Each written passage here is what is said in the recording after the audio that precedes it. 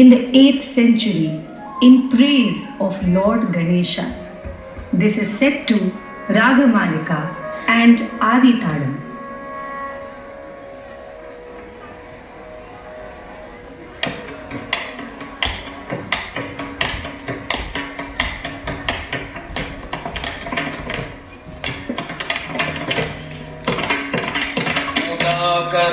मोदकं कदा मुक्ति साधकं अलादरावतंसकं विलासि लोकरक्षकं मुदाकराप्रमोदकं सदा मुक्ति साधकं अलादरावतंसकं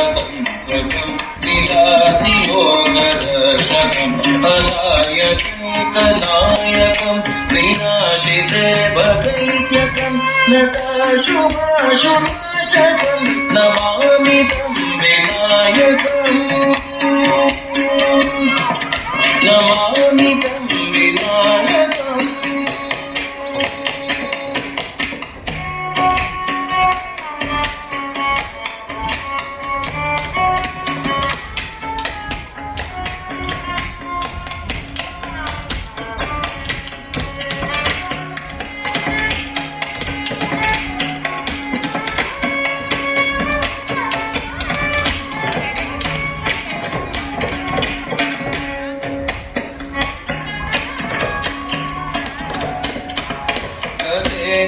तरातिभीकरं नमो भास्वकं नमस्सुरारिनेचरं नतादिकापदुद्धं कथेतरातिभीकरं नमो भास्वकं नमस्सुरारिनेचरं नतादिकापदुद्धं सुरेश्वरं निधीश्वरं गजेश्वरं गणेश्वरं महेश्वरं तमाश्रये परात्परं निरन्तरम् परात्परं निरन्तरम्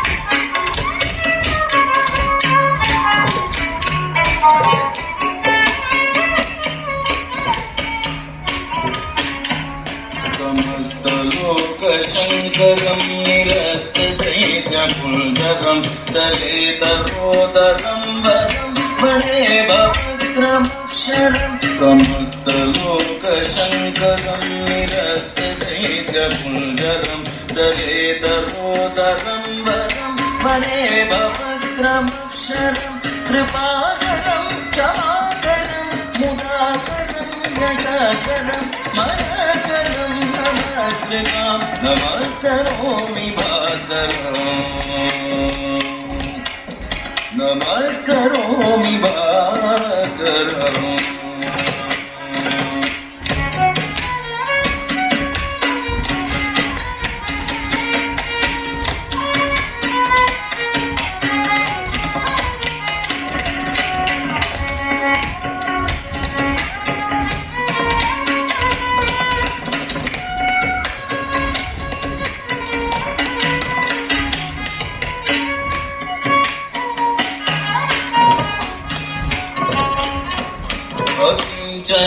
अकिञ्चनार्तिमार्जनं चिरन्तनोऽपि भाजनं पुरारिपूर्वनन्दनं सुरारिगर्वचर्वणम् अकिञ्चनार्तिमार्जनं चिरन्तनोऽपि भाजनं पुरारिपूर्वनन्दनं सुरारिगर्वचर्वणम् प्रपञ्चनाशभीषणं धनञ्जयादिभूषणम् कपोलदानवारणं भजे पुराणवारणं भजे पुराणवारणम्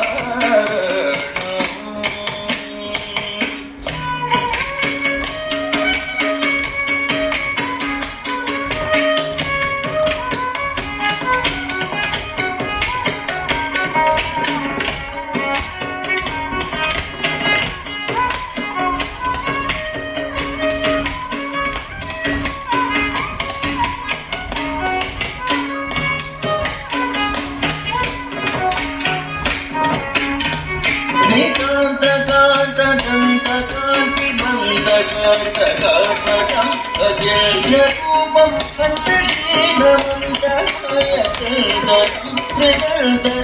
निरन्तरं वसन्तमेव योगिनाथमेकदन्तमेकदं विचित्रज्ञानिकर्गणम् महागणेश पञ्चरत्नम्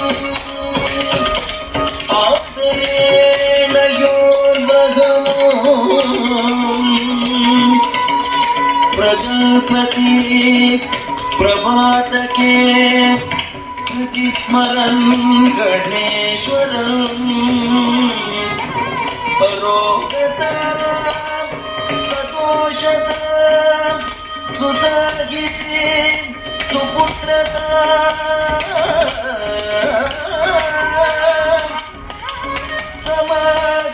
समाहितायुः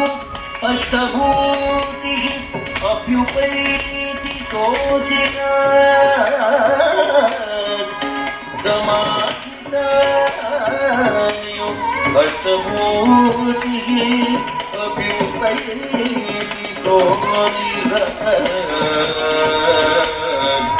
शोचिरात्